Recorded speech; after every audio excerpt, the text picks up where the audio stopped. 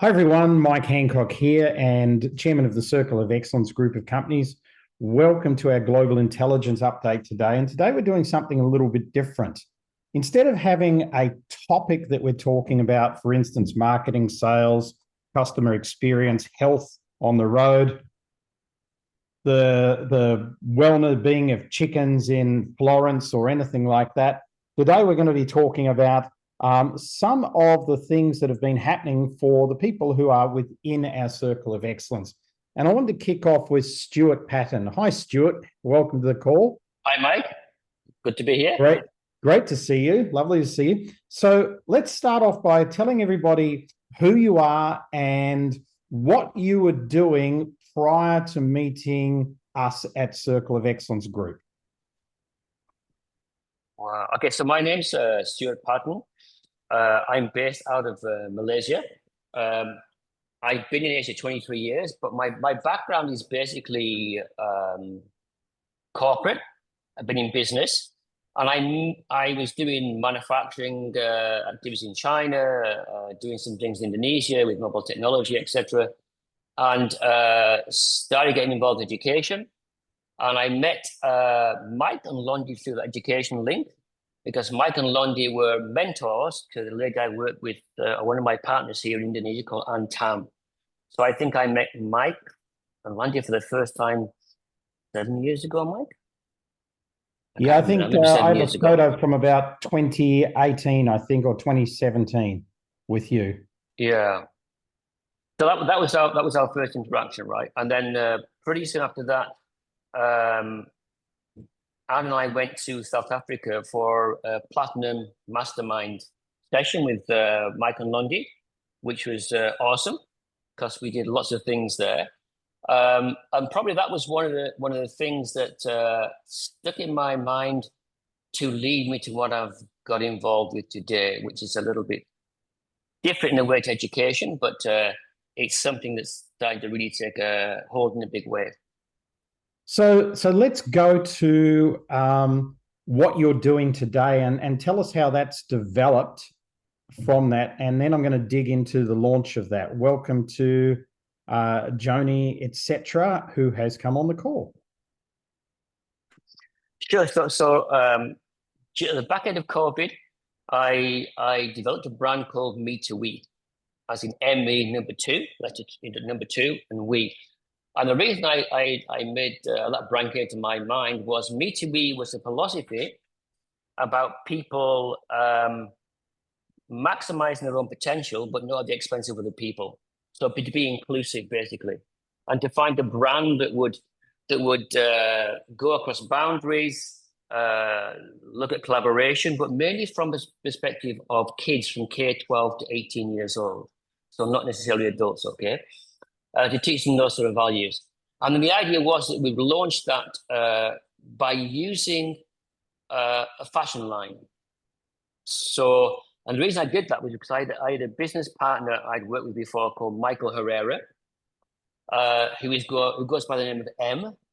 And M was a fashion designer from LA for the likes of Britney Spears, Black Eyed Peas, these sort of people, okay? So, and M's done fashion shows in New York and Paris and these sort of places.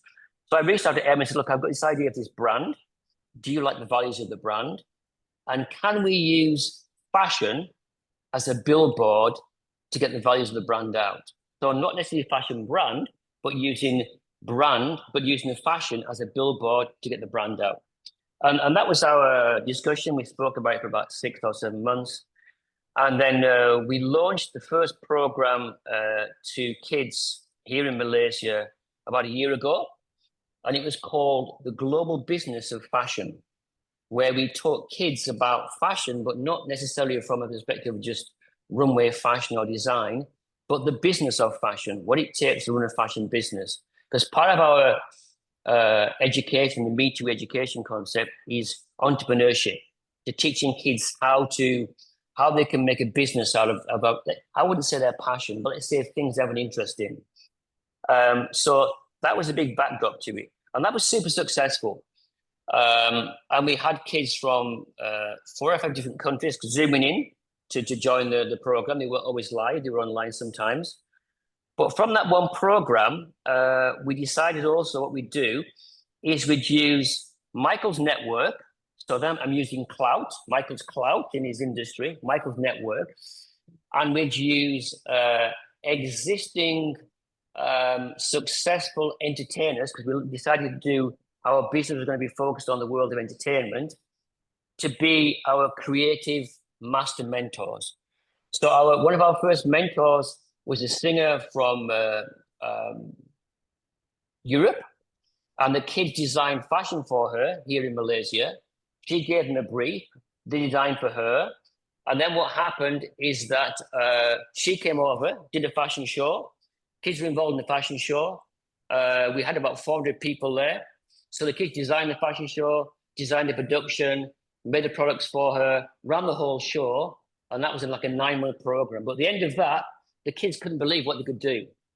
Oh, it's incredible. I can make a fashion show. I can do this, right? So they were so enthused about what they could achieve. But off the back of that, we then launched further programs. And we've done a program recently with Jeff Timmons from 98 Degrees. Some of you guys might know 98 Degrees, the band 98 Degrees. So Jeff, we went down to see Jeff in the Philippines. He was performing to a crowd with his band, 20,000 people in an arena. 4 days later, he's talking to a bunch of kids here. So the kids get this understanding of these people can do this, but I can also access and talk to them. And our goal here is for these sort of people who we call our master mentors to become, in a way, life coaches for these kids. Because when they talk to the kids, they tell them stories, not just, oh, I've done this, I've done this. They tell them their life story, what happened. And when you see a kid hear a life story, they're wow, I could do this. This is for me. So all of these things around education have started to happen. But because we're doing education, suddenly now we start talking to people like Xi'an, the big fashion company in China. And they say to us, hey, can you guys come here and set up an office in China? Because we kind of like the fact we can do education and fashion. That would be cool. Now, I don't know if you know Xi'an, but they're one of the biggest manufacturers in the world of fashion. Yep. And they built a huge campus near Shenzhen in China. So we're now going to open an office in China in September. And we'll take kids to our China factory. Now, this is not a factory as you'd imagine in the past clothing factories. This factory is using AI and robots. So you can make a product in less than 3 hours and ship it anywhere in the world. So kids will now also get exposed to this, right? But off the back of that also, because of our relationship with recently our conversations with Jeff Simmons, we're now doing a fashion show in the Philippines. We're doing a fashion show somewhere else. So my point about all this is this network that we've now got into, and I recognize the importance of network, is this network has incredible clout. So this clout has allowed us to go from an idea 2 or 3 years ago to now potentially a global brand in the next 2 to 3 years. And Stuart, you've leveraged the Circle of Excellence network pretty well as well. For instance, on the launch of GREAT. Tell us just a little bit about that. We'll just take about 2 or 3 minutes more, and I'd love to hear. Then we'll finish off with one more question. Yeah. So when I did the launch of the fashion brand, I decided to do it in a rainforest in Malaysia, which seemed a good idea at the time. But the idea of doing a rainforest was because I wanted to show that we're using eco fashion and that fashion could look really cool, and it'd look even cooler if you're in a rainforest. So I reached out to some of the guys in CAV, the ones who have been involved in videoing and doing different activities. And I asked them to fly over. So I flew them over, in that case, from New Zealand to our show. I had other people involved in COE who were doing logistics for us, who were based in Malaysia. So I got into a COE network and I saw who could do what. And I reached out and said, hey, can we work together on this? And I'll give you this, you get this sort of exposure, and you give me that. So we have this leverage going on in both directions. They would help me and I'd help them get more exposure. And so I used a lot of COE people initially to get a level of activity going. And so we can imagine we got incredible footage of this fashion show. It was on a huge hill, which is a huge rainforest in Penang in Malaysia. And we had drones flying around the hill. So as the drones zoom down, there's a fashion walkway going through the forest, as it were, right? So we had all these visions to use later on as we build our brand. And that was all thinking about going forward. But I couldn't have done this without the help of the guys from COE. I mean, I got a lot of support from those guys. We also flew over people like Jamie Jones from Open One, and we got some celebs there. But I got a lot of support and help from all my colleagues in COE. That made a big difference to get the whole thing moving in the first place. Because I think one of the things for you has been that you've always seen the value of network, probably more than most have in Circle of Excellence, and you've tapped into it quite well. For instance, you know, in something else that you're involved in, which is Young Entrepreneur X Factor, I don't know how many Circle of Excellence members would have mentored and been involved in that program over the last 5-6 years. It'd be more than a dozen, right? Yeah, that's international now. We started here in Malaysia, but now it's international. So last year it was international. Last year it was in Indonesia. Maybe next year it's going to come back to Malaysia. But yeah, we tap on a lot of COE members because, you know, they don't always understand, but the knowledge and experience they have and the insight they have is really important for kids to hear. Yeah. Because, you know, when a kid's talking to a teacher's teaching something from the point of view of content. When you talk to somebody who's using it every day, they give you context, how to really use it in the real world. And kids are always looking for, yeah, but what's that mean? Why do I need to learn this? But when somebody's talking to them from the point of view of a context situation, which we do in X Factor, it works super, super well. And kids normally go on from there to start their own businesses. That's where it leads to. Absolutely. So sort of my final question for you, because I've got probably one more minute, is you've never been involved, to my knowledge, in fashion before. You were on the wrong side of 60 when you started your fashion label, and it's going very well. What do you think is the future for Me to We? And included in that is, how can other people get involved, if at all? Well, first of all, I don't think how old I am, Mike, but thanks for reminding me. But I think it's one of those things, you know. Because I've always been creative, so to me, fashion is a creative industry, and I've been looking at it because I know Michael's a good friend of mine, but underneath Me to We, I've also got my own fashion lines. Now, you know, and I push myself to do these things because I think, why not? If I can do it, then kids can do it, and vice versa. So I'm launching more brands this year under this umbrella brand. But because we have this Me to We brand, and because now we have celebrities talking about it, it draws more and more opportunities to us. And this brand, the brand value now is pretty high. The brand revenue is very low, right? Because we're not there yet. But the perception we're creating and the buzz we're creating is really, you know, is really great. In fact, you will see on Lead magazine, when it comes out quite soon, later in the year, if I may say, Mike, that Michael Herrera, my business partner, is on the front page. Now, you know, so Michael. And it's great. I saw the front cover for the first time yesterday, and it is an incredible front cover. People are going to be blown away from it. Stuart, I just have a couple of seconds left, so please finish up. Yeah, so I think basically I would say that the thing that's really, really important is I think always nurture your networks, because you never know when the time's going to be right to make those networks work. So always nurture good networks, always stay in contact with people. And that's what I found with Me to We. Some people I've gone back to I knew 10 years ago are now super important in helping me go forward. So never disconnect with people who you click with and who you want to work with at some point, but not know when or don't know how. Beautiful. Thanks, Stuart. Can we give Stuart a big round of applause? Yay. That's Stuart Patton. He's an amazing entrepreneur.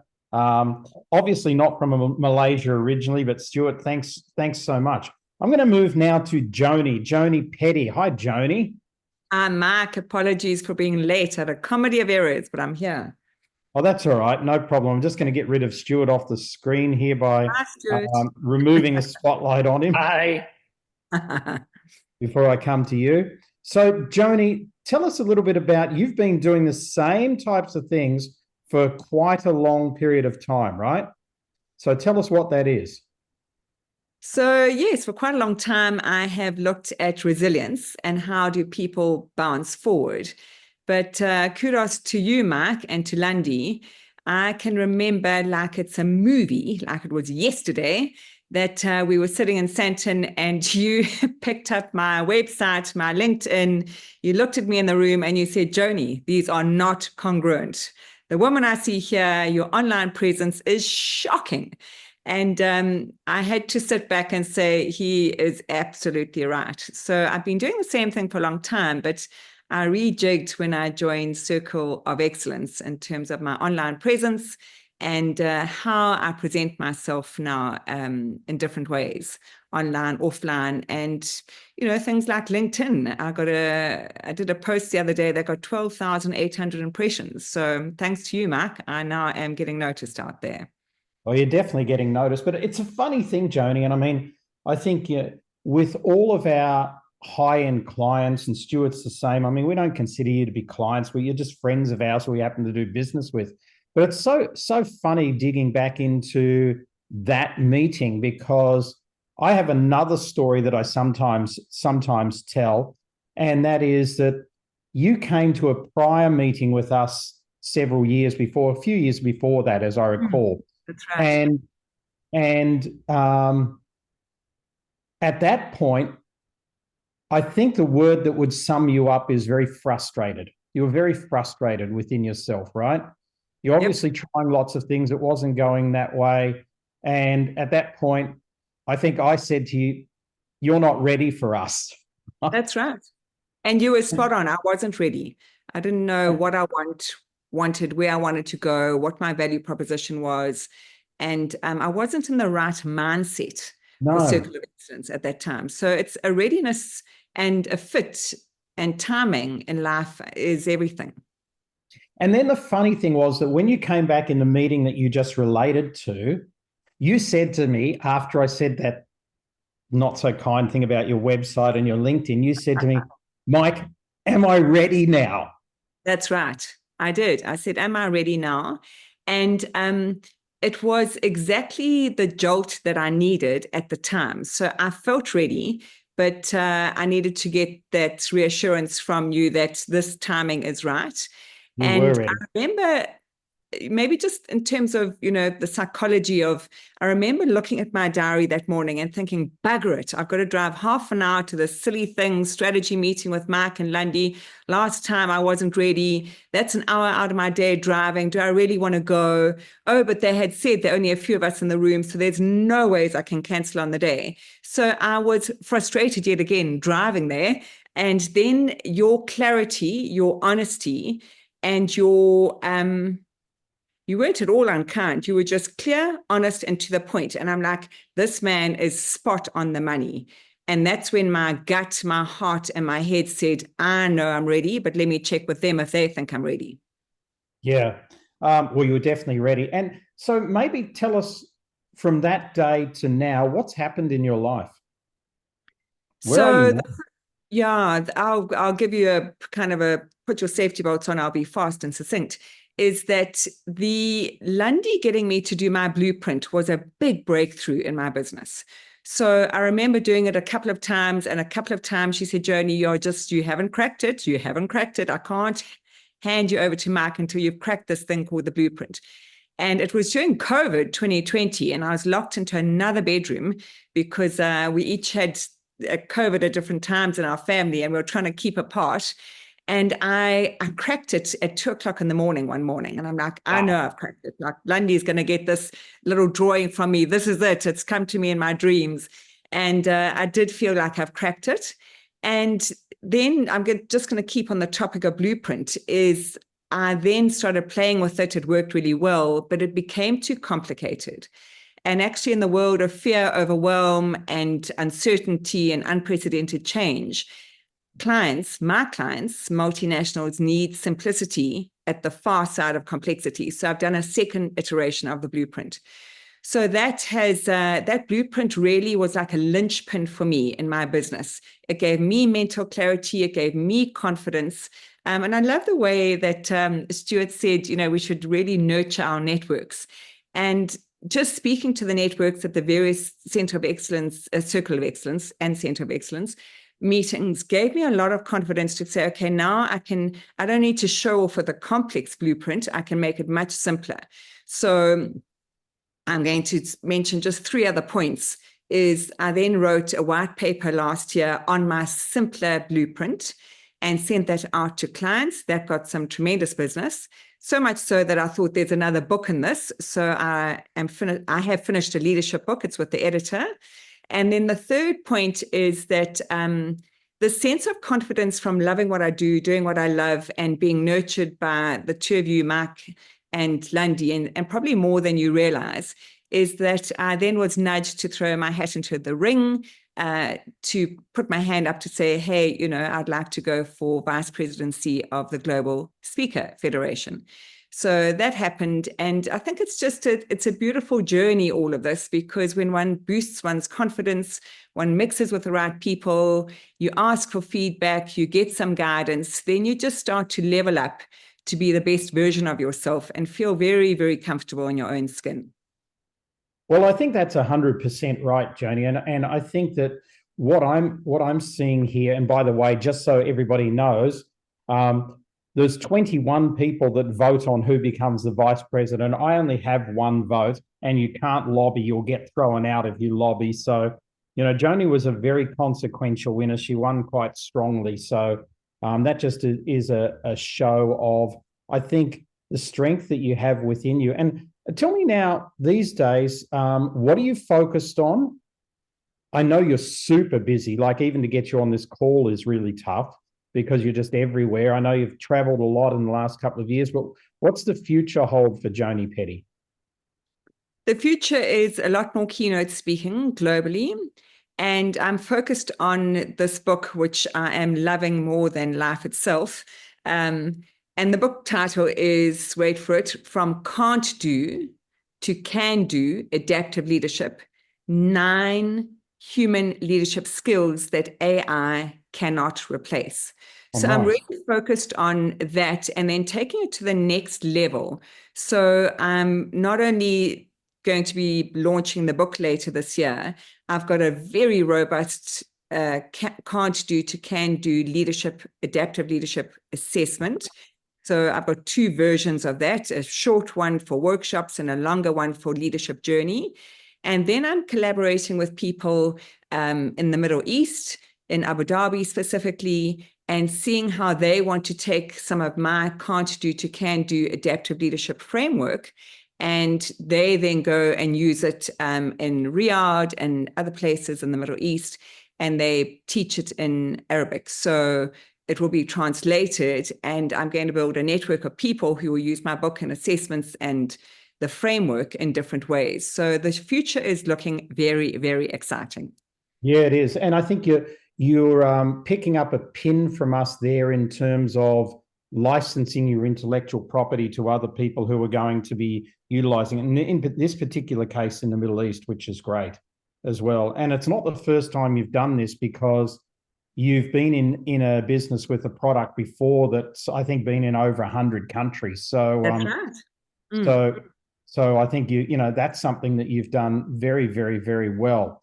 By the way, folks, if you've got any questions that you want to put in the chat for Stuart or for Joni or anything like that, please do. I think what we'll do is we'll do them at the end.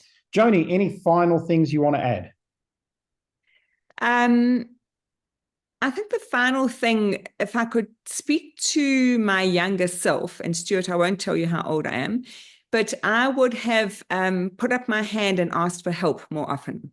Yeah. I think that's been if I look at my character and my way of being in the world, is like, let's do something, and I'll, put my, guts into it, and I've got a lot of grit, but I haven't been very good at asking for help, and I wish I'd asked for help. And this tribe is a tribe, there are quite a few friends on here. I see Alex, I see Diane, I see a few other people that I know well, is that I think we should all lean on each other a little bit more, and it doesn't take time. I'm always happy to give people time when they ask for help, but I haven't been so good at doing it myself. Yeah, exactly. And thanks, Joni. And just to speak to that a little bit, there's been a couple of times over, particularly in the first year that you worked alongside us, where you'd say in your gracious Joni way, oh, crap, I should have asked about that 6 months ago. I would have saved myself 6 months. When you finally asked and got an answer and you realized that was actually easy, and you'd been dealing with this issue. So many people do that. I have to teach myself to do it as well. Joni, thank you so much. That was just wonderful. We really appreciate you. And I'm just going to remove your spotlight there. And I'm going to go to Alex Pryor. So hello, Alex. How are you? I'm well, Mike. How are you doing today? I'm actually great. Thanks. Really, really good. So you've been around our environment now for around about, it's not quite 2 years, is it? It's just over 2 years now. Just over two. Oh, yeah, it's just over 2 years now. You're quite right. And in that time, you have moved from, well, for a start, you've moved totally to now being a full-blown entrepreneur, and we want to speak about that. Whereas previously you started and you were actually in a corporate. But by the same token, you've also moved much more into the speaking zone and starting to develop your own products and launched your book. So I want to pick up about the book. So tell us where you got the idea from the book from, and then tell us a little bit about how it came about and sort of what reaction you've had to it. For sure. So I can honestly say, Mike, that the book would not have existed if I hadn't met you.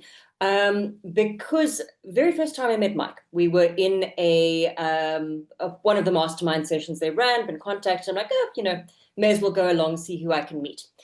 And what happened was Mike told us, like, you must all stand up and tell us what you do. Duly did, stood up. Hi, I'm Alex, and I am in Web3.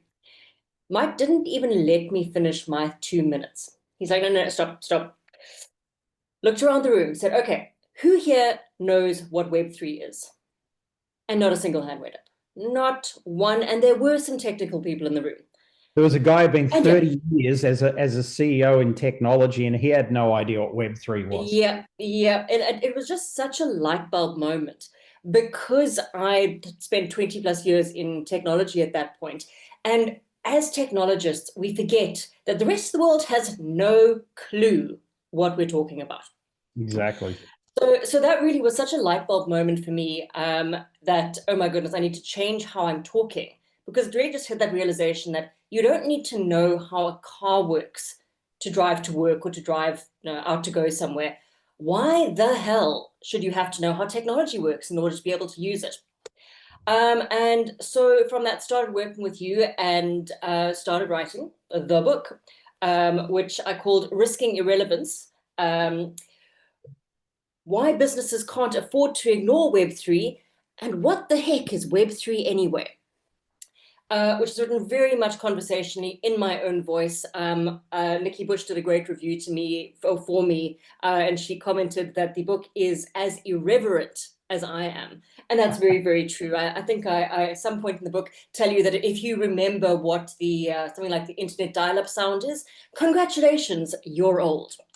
But really it was just to explain to business people in particular what all these technologies are that make up Web3, which is really just kind of the current iteration of the technology for the internet, but more importantly, what you can do with them and why you need to know about them. And that really kind of kick-started things in terms of the journey I started on of what I was doing and where I wanted to be beyond the corporate setting. Yeah, absolutely it did. And I mean, these days, we sort of parade you around as Africa's AI specialist, but you're so much more than that. So tell me, from your perspective, because, you know, you were head of innovation at a very progressive company before you left to do your own thing, what do you think is going to be the things, top 3 things that people on this call who are entrepreneurs from around the world are going to need to be aware of and focus on over the next couple of years from a technological space? So I think the most important thing is to realize that you can't ignore it. If you ignore what's happening in the technology space, you are going to be left behind. That's not said to scare you. That is said as a pure statement of fact. It is not to say that technology or AI is going to replace you, but you need to know what's out there and you need to know what to do with it. More importantly, you need to figure out how to leverage it, which is actually one of the reasons why I've sort of started out my own and working with entrepreneurs exactly to help them with that. Because I think especially for those of us, and I'm looking on the call, most of us are in, let's say, the second halves of our lives, and it can be confusing. Like my kids who are 9 and 10 know exactly what's going on with technology. But a lot of the people I talk to my own age and even slightly younger, slightly older don't. So it's really about figuring out what technology can do for you without needing to worry about how it works or how technical you need to be. So that's really the first thing. The second thing is don't reinvent the wheel. A few years ago, you had to have your own app. You had to build your own app. It was a thing. You don't need to do that anymore. I've spent 20 plus years building custom software, and I will never build a piece of software again.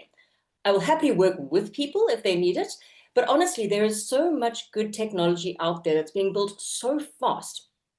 Use someone else's, white label it, give it your own spin, let them edit, let them customize it for you, but please, for the love of God, do not build your own app. It's way harder than you think, and once it's launched, it only gets more difficult from there.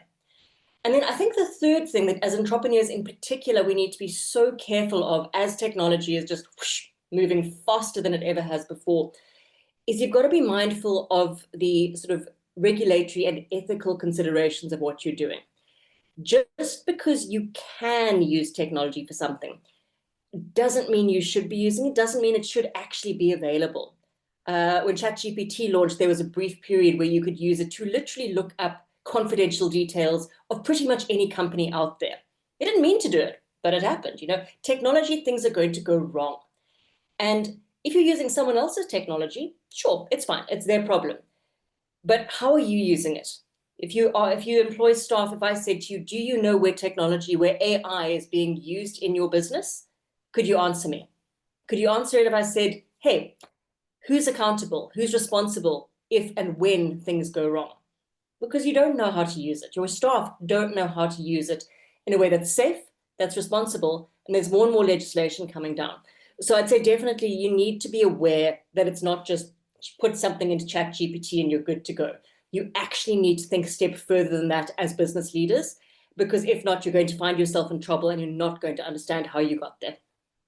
Yeah, I think that's a very good point. I was telling somebody the other day who was getting valuations on their business. I said, just make up some numbers and put them in there related to where you are. Don't put your actual numbers into a grok or anything, because then, somebody else is probably going to know, like your competitors, what you're actually doing. So I said, why don't you 10x them or 20x them? And that way you'll sort of be able to work it out from there.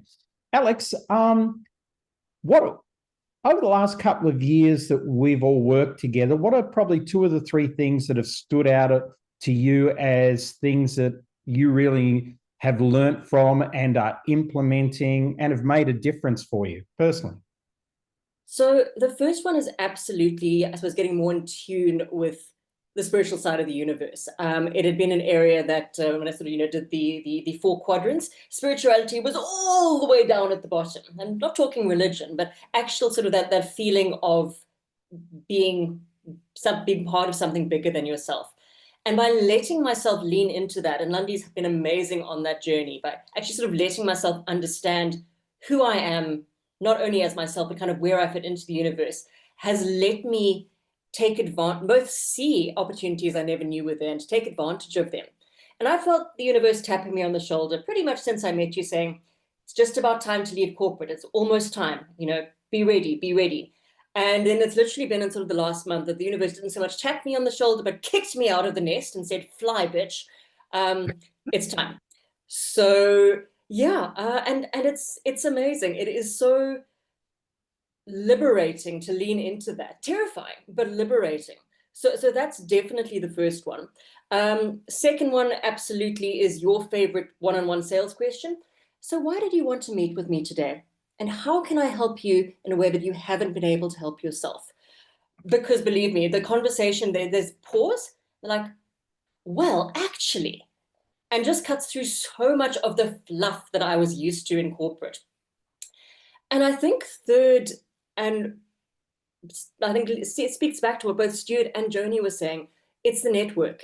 It's realizing that there are so many amazing people out there and they want to help. They want to both get to know me and me to help them, but they want me to get to know them. They want to help me. And being able to have that network and knowing it's them, reaching out to them, that is something I would not have been able to do 2 years ago. Just because I was very much, no, I'm a lone wolf. I must do everything myself. But I'm not. There is a tribe. You know, I have a wolf pack and they're there for me. And that's really, really powerful to know. And the future, a quick thing on the future for Alex Pryor. So just launched my my new business, Top Priority. So focusing on technology consulting, predominantly for entrepreneurs, but I'm still doing a fair amount with corporate, although fortunately on a smaller scale. I'm very tired of enterprise. Definitely leaning more into speaking. I love being on stage, as you know, Mike. It fills me with energy. And I'm also leaning more into writing. I haven't written fiction since before my kids are born. And whether it was denial or simply avoidance in the first few weeks after I left corporate, wrote and edited a book in about 10 days. I'm not going to say what it is right now because it is very much not related to technology. But ask me separately afterwards if you're interested in something a little bit more fictional and perhaps a little spicier. A little spicy, yeah. We'll wonder what that is. Thanks, Alex. And it's interesting you talking about the network because I'm just looking at some of the people who are live on this call. We've got Gold Coast, Australia, Kuala Lumpur, Hervey Bay, which is up north in Queensland, Australia, Auckland, New Zealand, Gordons Bay in New Zealand, Johannesburg. Not sure, I can't remember what part of Germany you're from, Jeffrey. So now you can pop that in the chat. And then we've got Cape Town. We've got another Johannesburg. We've got the Jersey Islands, in between the UK and France. More Cape Town and Johannesburg to finish it off. So literally, we're covering a lot of the world there. Frankfurt, that's right. Thanks, Jeff, for doing that. So we've got a lot of places around the world where you can connect. So if you're looking to grow a network, if you're looking to grow your positioning, if you want to do business internationally, then all you have to probably do for a start is take a screenshot of who's on this call and then go and find them on LinkedIn and connect with them, or better off, find them through our private members club and go and actually connect with them as well. Sorry, Alex? I said already have. Yep, there you go. Absolutely perfect. So thank you, Alex. I'm going to go to Dovi. Dovi, are you there? You're not on my screen at the moment, so let's just see. Yeah, I'm here. How are you, Mark? Oh, there you are. Yep, perfect. Great. So lovely to see you here. You've been around our environment probably a little less time than Alex, but a sort of similar time as well. Tell everybody a little bit about you and your story. Cool. So morning, everyone. So a quick bit about me. So my story is the drama is I was diagnosed at 13 with Ewing sarcoma, which is aggressive bone cancer. Third stage at the time, I was diagnosed and given a 5% chance of living. And I woke up when I was originally diagnosed and found myself in a hospital bed where I spent the next 7 months of my life sitting on my back. And I got into alternative health. So this is about 35 years ago. And I got heavy into meditations, visualizations, breathing, chi. And I was in remission within 8 months. And the doctor said it was a miracle case. And I never went back to the doctors when I left because I said, I don't need them to give me blood tests to tell me I'm fine, and I've never gone back. And I went back to the ward 5 years later and worked with about 200 kids over 5 years and taught them these practices, and that helped with the remission rate going up. And since then, I've had 9 hip replacements, 2 knee replacements, and above the knee amputation that happened twice. Long story on that. But I think through my whole journey as well, then I've gone through corporate. I worked at Accenture for about 10 years and ABSA, all basically doing leadership work, change management and training, and trying to teach people all these little tools that I've learned over life. And yeah, that basically sums me up in a little bit. And now I'm basically working, with Michael and Andy, looking at doing some interesting things, trying to get what I've learned over the last 35 years out in a way that's simple for people to understand, and easy to implement with all the noise in the world, to make space for it and look after oneself. Well, Dovi, I think the thing is that many people listening to this, we're all trying to keep ourselves healthy, right? And you weren't trying to keep yourself healthy. You were trying to keep yourself alive. I mean, you got given one of those, well, you've got less than 5% chance of living, so, but here you still are, diagnosis, which I think is incredibly wrong of doctors to do that. But tell me, you've got a format, 4 components to it, which you really focus on. And what is that format, and why is it important? So when I look back at all my 10,000 hours of mastery in a hospital bed, I would probably say there were 4 key things that helped me get through it. The first one was my focus. So as we all know, whatever you want, there's all the good you can focus on, and there's all the bad you can focus on, and they're both readily available to you every single day, and it's your choice to decide which you want to focus on. So I learned a lot of this being by myself, and then actually sitting with a lot of other hospital people in beds over the years, and just looking at them, and they were like hopeless, and they didn't know what they could do to help themselves. So I taught them about, focus on yourself. The doctor can only help you so much, but it's your opportunity now to basically put in the hours and work on yourself. So the first key thing was learning what to focus on. The second thing was about having an awareness of yourself. So you're going through this whole big journey that you're facing. What are you going to create? What are you going to learn about yourself? And what are you going to tell yourself what's the next steps? Because if you're not aware of the possibilities and potential you have inside yourself, you're basically outsourcing your life to someone else to look after. And it's so amazing that in that sphere, I call it transforming your 99. You'll only spend 1% of your time with a doctor, and the other 99% of the time you're left by yourself to go and help yourself. So what are you doing in that time? And it's the internal conversation you're having. So that's all about the awareness. The time element is pretty straightforward. You have 16 hours of awake time every single day.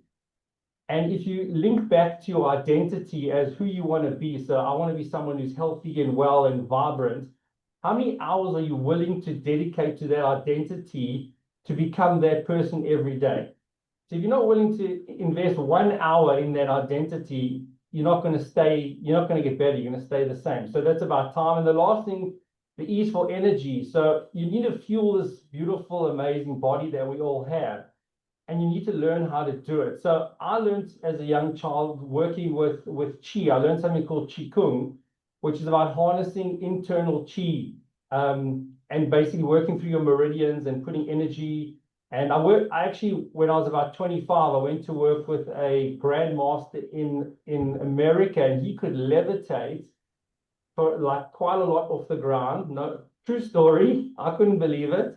And he could put energy out of his hands of 100 degrees into your body.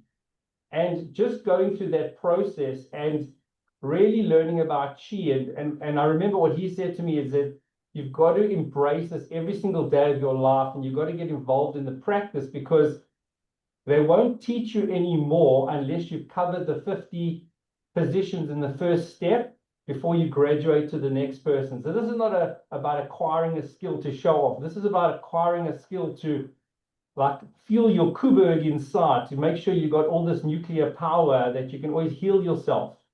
And those are the 4 things that I basically teach people that they have absolute autonomy over, and they need to be aware of what they're doing in basically healing and helping themselves. And you don't even have to be sick to do this. It's just basic practices.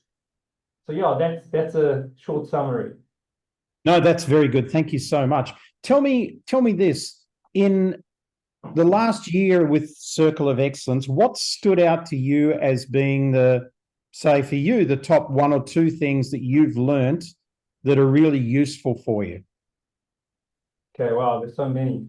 I definitely think that the journey of going within. So I go into my head all the time. I guess it's from being by myself for so long, but it's always, what I've loved is between you and Lundy, you're always making me reflect and go deeper so I can think a little bit more about my essence, or how have I put something together? Does it sound right?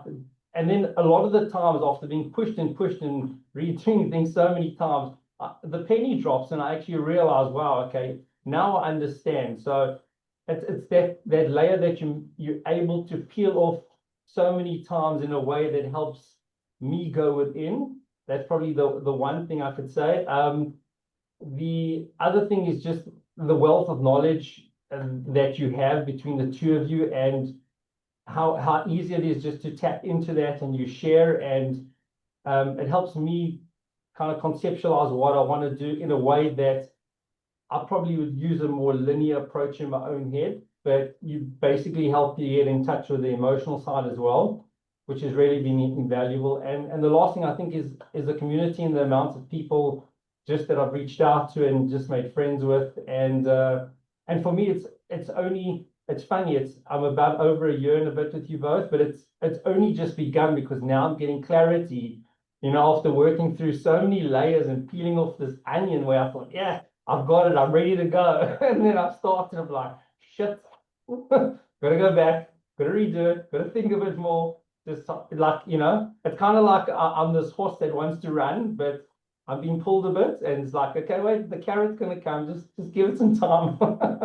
So yeah, I think that's, everybody experiences that, that's for sure. And just while I remember, so you'll see somebody on the call here today, just put a comment in the chat, called Rowdy. His real name is Mark, okay? And he's a new member of the private members club from Hervey Bay in Queensland in Australia. I've known him a long time. And he's a Chinese doctor. He's a Chinese expert, herbal medicine and also acupuncture. And I think, Dovi, there's a good potential alliance or something that you 2 could do together. So I'm just letting you both know that in case you want to touch base on the private members club. Just one more question to sort of round off things for you is that what are you looking for in terms of the way people on this call and listeners could help you on your mission to make the world a much healthier space? So I'd probably say the easiest thing is, I'd probably say it's awareness to me, because I find for myself, maybe everybody else, that we know so much within ourselves. And when you know so much within yourself, trying to teach that to the average person just to make them aware is such an important step. So for me, it's about, with the combined skills of everybody in their different spheres, it's just about helping people become aware, not even to make the first step, but let them know that there is another choice, another alternative to helping themselves grow in any way in life. And I think that for me is a key thing, because I think it's a lot to touch into. A lot of people have said there's a lot of noise, and a lot of people are very externally focused, and it's hard to bring them back. And I think we have all got wonderful skills and knowledge to help people come back in a world that's constantly pulling you to go out. Yeah, absolutely. So we've also got people in the chat here. We've got Brad Cunningham saying, include me too. I'm qualified in theta healing, basic and advanced. And Claire Bosk, she's a feng shui practitioner, so I'd love to join the conversation as well. And this is one of the reasons why I wanted to do this particular style of call today, just to showcase a number of you. And we'll do this again as well to showcase a number of you so that we can get you bringing things together. We can find out just simply by talking about your experiences with Circle of Excellence as well. Other people will learn. Like I loved Alex. She actually remembers my sales questions, right? So why did you want to speak to me today? And what specifically were you hoping I could do for you that you haven't been able to do for yourself so far? So just those two things are good memories that have been brought up here. Dovi, thank you so much for being on the call. And I want to thank Alex and Stuart and Joni as well. And let me just go away from that view, and I just want to go to gallery view to finish it off. Just give me a thumbs up if you felt today's call was useful and you learned something from it and you got something from it and you want to do it again. So, okay. So, I'm getting pretty much all thumbs up. So, okay, that's great. And Jeff, welcome to your first call from Frankfurt in Germany. So Jeffrey's a new member of the Private Members Club. He's a speaker who's building his career there. And we're going to help him do that over the next little while as well. So you've got a couple of big hitters here. You've got Corbus Visser on the call. He's a big speaker. Diane Demetri from Australia. You've got Dovi here. You've got Joni Petty, of course, as well as Claire Bosk. I mean, all amazing speakers in this space. So, folks, thanks very much today. I'm going to jump quickly because I do have a plane to catch. I'm actually heading to Bali today, so I'll see you, some of you in Bali in the next couple of days. Apart from that, I'll see you again on the call or online somewhere. Bye all. Catch you.